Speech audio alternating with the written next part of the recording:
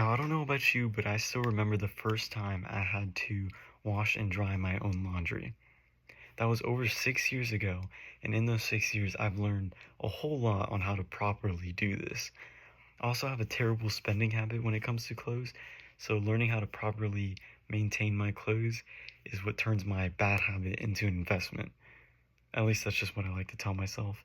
Anyways, today I'm going to teach you how to expertly wash and dry your clothes through checking the garment care tags, by properly learning how to sort your laundry, choosing the best detergent, and choosing the best settings on your washer and dryer.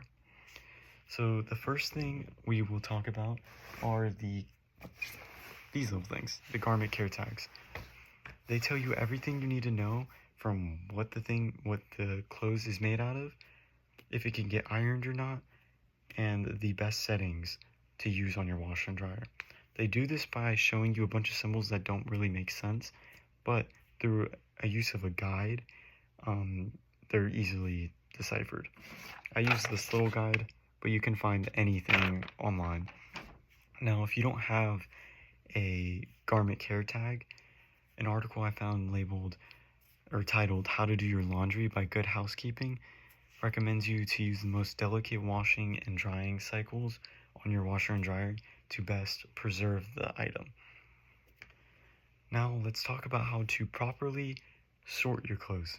There's two things you want to think of when sorting: the material and the color.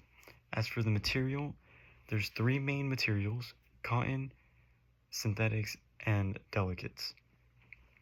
And synthetics are usually like nylon, polyester, and delicates are things like wool, cashmere, etc. As for the colors, well, once you have those piles separated, from those piles you want to separate the lights and the darks. Okay, so now that you have your separated piles, let's talk about, well, this step is often overlooked, but it's very important. So let's talk about the best detergents. Now, I don't know the best detergents, obviously, because I have not tested all the detergents.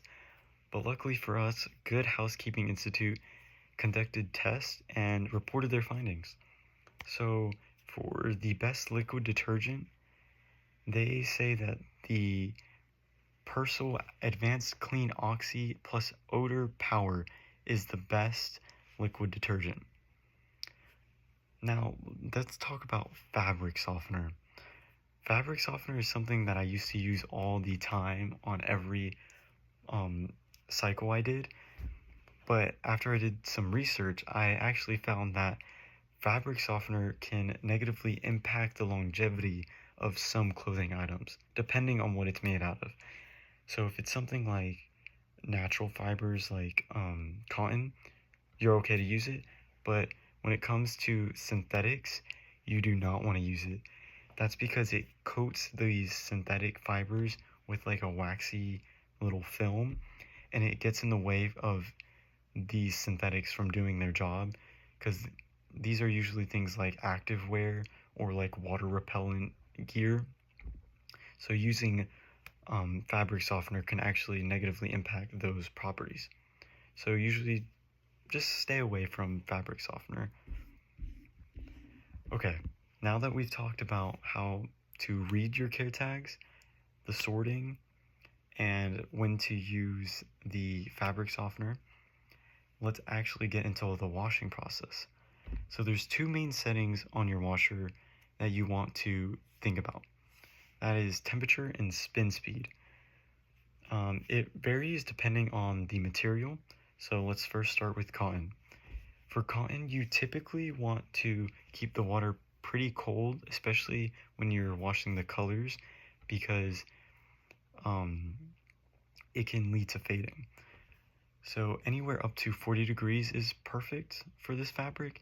As for spin speed, for lightweight cotton, you want to use a spin speed of 600, and for heavyweight cotton like denim, you want to use a higher spin speed of 800.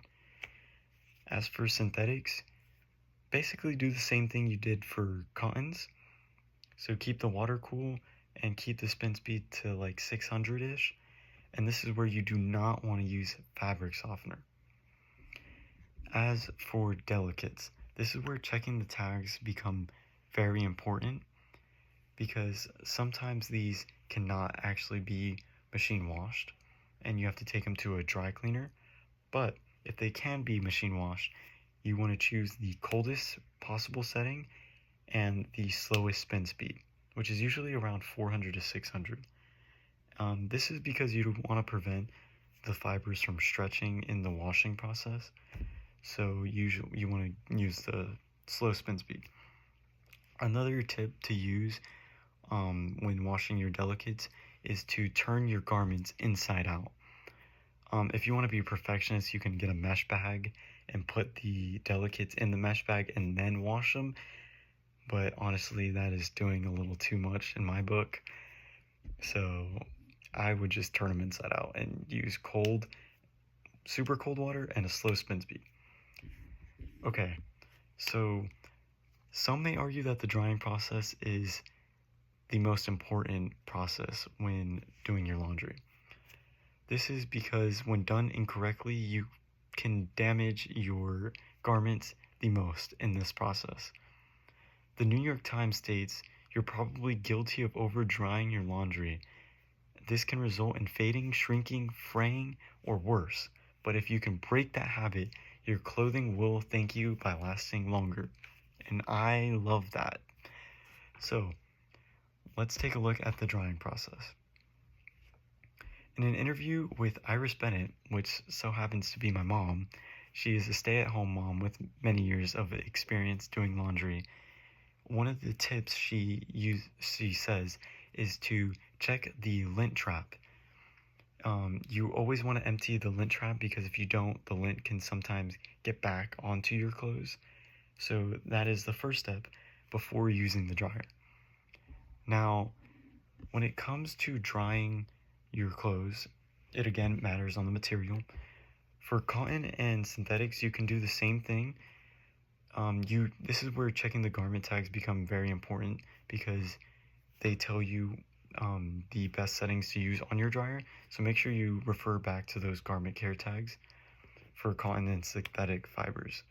Now for delicates, these are typically better to be air dried. You do not want to use the machine, because you will stretch the wool fibers or the delicate fibers. So you want to air dry them. You can air dry them using a drying rack, or yeah, that's what I use. And this requires patience, but in the long run, it'll preserve your clothing the best. When you lay your garments on the drying rack, you also want to make sure that you're laying it as flat as possible, so you prevent the fibers from stretching. And that's how you dry your laundry. And that also brings us to the end. So by checking the garment care tags, learning how to properly store your clothes, selecting the right detergent, and choosing the proper washer and dryer settings, you have now become an expert at doing your own laundry.